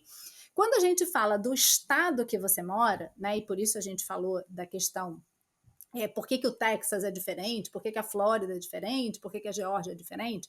No caso do Texas, a gente tem os scholarships, que a gente chama de estaduais, que fazem parte de uma estrutura de mérito que o governo oferece para as pessoas do Texas, que no Texas não representa zero no tuition. Normalmente você paga um valor de faculdade subsidiado pelo governo do seu estado. Então, no Texas, varia de $3 a $5.000 por ano numa faculdade pública do Texas. Então, se eu vou para uma faculdade pública do Texas, eu tenho uma anuidade daquela faculdade que é subsidiada pelo meu estado. Então, eu vou pagar muito mais barato do que se eu aplicar para uma faculdade pública na Flórida. Por quê? Só quem tem benefício é quem mora na Flórida.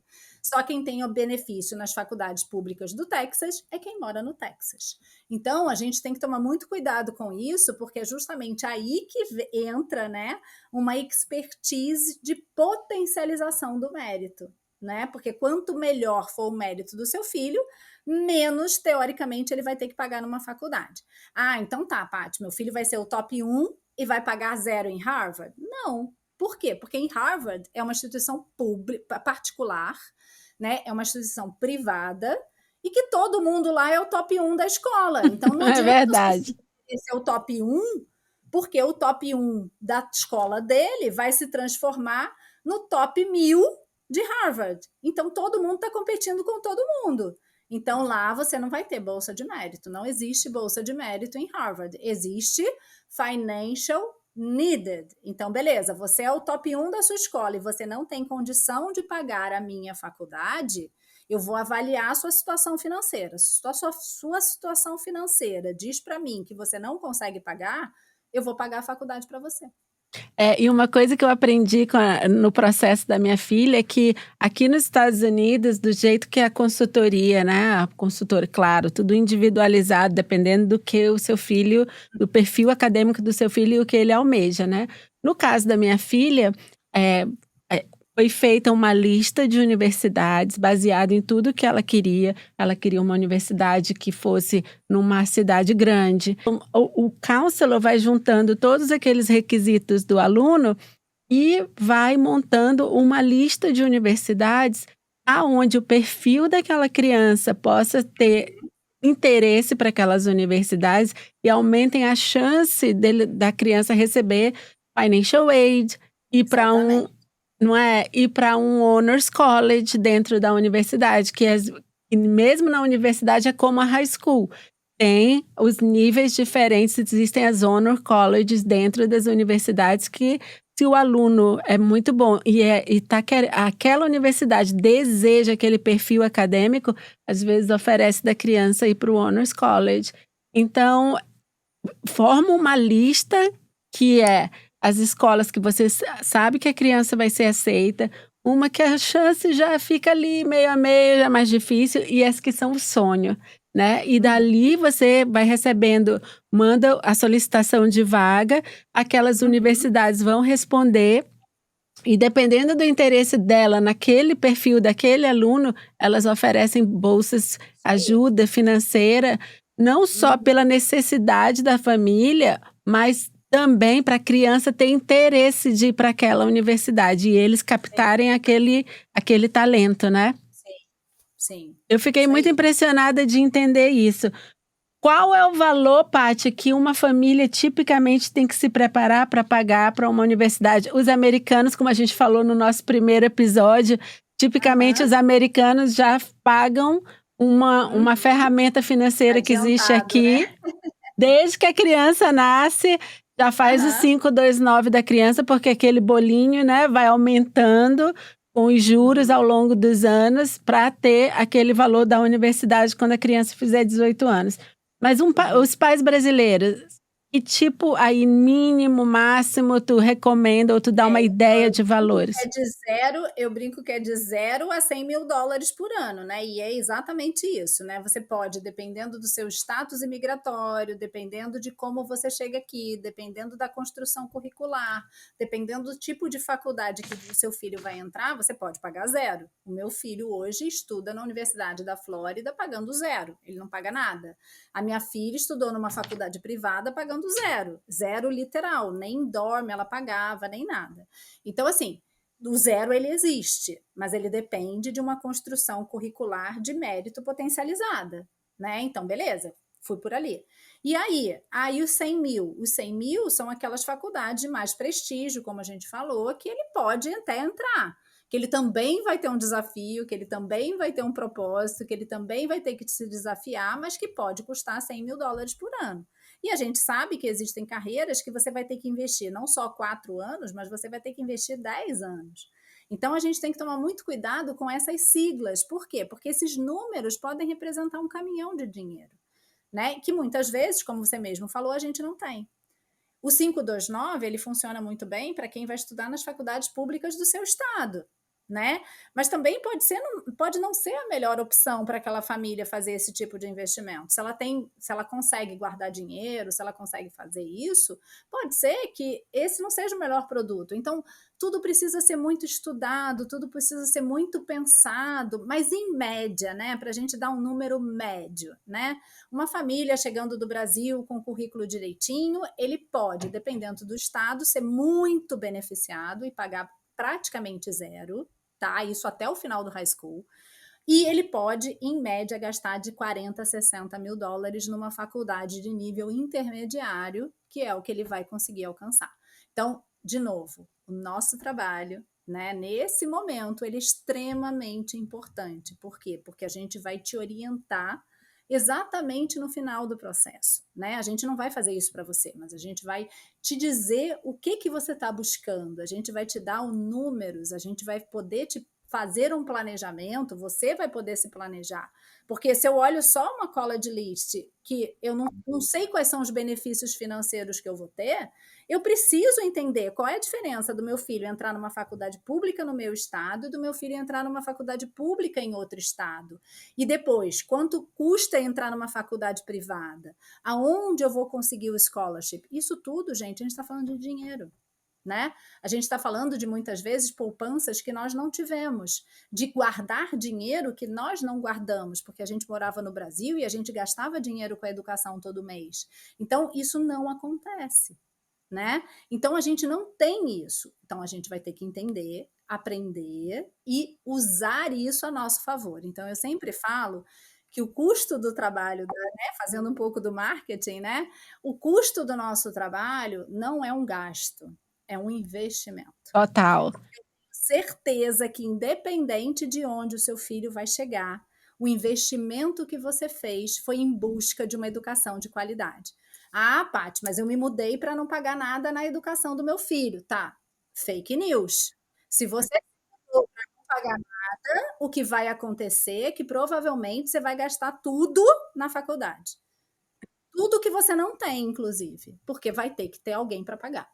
tá? Pátia, eu acho essencial o trabalho que vocês oferecem, ter uma expert como tu, né? Como a Impacto, todas as consultoras do Impacto, ajudando aí a orientar, a desbravar esse caminho entre high school e universidade é essencial. E tendo uma consultoria que entende tanto como é a mentalidade do Brasil, como é aqui, para conseguir fazer essa explicação, essa diferença dos dois lados, e é o que eu vejo também no meu trabalho como um diferencial. Eu consegui entender como o brasileiro tem o pensamento com relação à casa própria e o americano, que é completamente diferente do que a gente viveu no Brasil. Então, tu entendendo esses dois mundos é Fica sensacional fácil, né? Fica para fácil. quem está vindo, né? Fácil não é, mas pelo menos dá uma condição de sensação de segurança, sabe? Ah, eu estou falando com alguém que entende o que eu estou vivendo. Totalmente. E isso me faltou, tá? Sendo muito sincera, quando eu cheguei aqui, eu não tive esse suporte, eu não tive esse acolhimento. Eu fui treinada por consultorias americanas, né? E eu sabia que aquilo ali não ia funcionar pra gente, sabe, Minus? Por mais que eu soubesse que elas estão ali, que eu podia contratar elas, aquilo não funcionava para mim. Imagina para quem está chegando. É, porque tem Então, a questão do cultural clash, né? Eles estão falando com a exatamente, mentalidade que eles têm, do jeito exatamente, que funciona, exatamente. e o brasileiro está falando com a mentalidade do Brasil. Então, às vezes, por mais que você fale inglês, você não tá se A comunicando. gente fala que é a confusão de línguas, né? O problema não é a língua que a gente fala, é a língua que a gente escuta, né? Então, É isso. a gente Vou brinca usar muito com essa, Paty. essas máximas são ótimas, né? Porque não importa o que eu estou falando, importa o que você está escutando, né? Então, assim, se você quer escutar que a escola pública é excelente, basta você botar seu filho lá dentro, é isso que você vai escutar. Eu posso falar na língua que eu quiser, que você não vai me entender, né? Mas beleza, tirando essa brincadeira, né? Mas que vale muito, né? Prestem atenção na frase, porque ela é muito relevante, né? Eu acho que a oportunidade, né, Minus, da gente poder trazer essas diferenças, a gente poder falar sobre isso, a gente poder, pelo menos eu brinco, né? E aí a gente usa uma outra fase, né? Eu não sabia que eu não sabia, né? Porque quando você não sabe que você não sabe, você tem a oportunidade de aprender. Quando você ignora porque você não escutou, você não vai aprender. Então, usem o canal, né? Eu acho que é isso que você está oferecendo para os seus clientes e para todo mundo que quer vir para os Estados Unidos um dia, né? Venha com segurança, busque bons profissionais, busquem profissionais que têm esse diferencial, que estão aqui para te orientar, para te ajudar. E lógico que você vai pagar por isso, mas você vai pagar e vai economizar lá na frente, tenham certeza disso. Porque você, a gente já passou por isso e a gente não teve ninguém para pegar na nossa mão. Então, cometemos várias questões, atrasamos vários processos em prol de um tempo que talvez a gente não tivesse. E o que eu sempre falo para os meus clientes é que ter uma ação ou não ter uma ação, não importa, tu vai ter uma consequência. Quando tu contrata um expert, tu tá comprando tempo de aprendizado, tu tá comprando o expertise daquela pessoa para te levar adiante e tu não perder o tempo, que especialmente nessa questão de high school e universidade, às vezes você não tem. E para a gente finalizar, Paty, qual é a tua dica para quem está vindo com filhos já entrando ali no final do middle school, início do high school? Qual é a principal dica? Antes de matricular seu filho na escola, busque ajuda, seja ela da internet, seja ela de onde for. Não matricule seu filho numa escola americana sem entender o que existe dentro daquela escola. Não acredite no que os blogueiros, etc, falam por aí. Basta você chegar com estes documentos e fazer a matrícula. Gente, é muito mais do que isso. Cuidado! Né? É ali que o problema começa, não é onde o problema termina, é onde o problema começa. Então, busque, pode não ser impacto acadêmico, não tem problema, pode não ser o YouTube da Minus, não tem problema também, desde que vocês saibam o que vocês estão fazendo. Então, busque informação. É isso, gente. Sigam o Impacto Acadêmico no Instagram. Quem está no meu WhatsApp, né, no meu grupo de WhatsApp, tem sempre muita informação, porque como eu acabei de passar por isso, eu posto muita informação sobre a parte também, né, de escola, o que prestar atenção, tudo. Mas, é claro, com a ajuda de um expert como a Paty e a consultoria dela do impacto acadêmico é essencial. Paty, obrigado pelo teu tempo, obrigado por voltar aqui no nosso podcast e aprofundar ainda mais. Estou à disposição de você. Quando você quiser, pode me chamar. É um Tá. prazer estar aqui. E vai ser um prazer te receber aqui quando tu vieres a Dallas. Quero te mostrar tudo aqui e se eu for a Orlando também vou te procurar com certeza. Tá bom, grande beijo. Um beijo, obrigada, tchau. Que conversa necessária e esclarecedora. O high school nos Estados Unidos é uma fase repleta de decisões estratégicas. É preciso entender o funcionamento do sistema acadêmico para se preparar melhor e orientar seu filho rumo à universidade americana, com confiança e clareza. E para você que nos acompanhou até aqui, assista também o episódio anterior, onde falamos sobre o sistema educacional americano desde os primeiros anos. O link está aqui na descrição. Vale muito a pena conferir. Se esse conteúdo te ajudou, compartilhe com outros pais brasileiros aqui nos Estados Unidos, que também estão buscando se informar e tomar decisões conscientes sobre a educação dos filhos por aqui. Obrigado por assistir e até o próximo episódio do Minuche Martins Podcast, seu guia de confiança sobre educação nos Estados Unidos, vida em família no exterior e tudo o que você precisa saber para construir o futuro da sua família aqui nos Estados Unidos.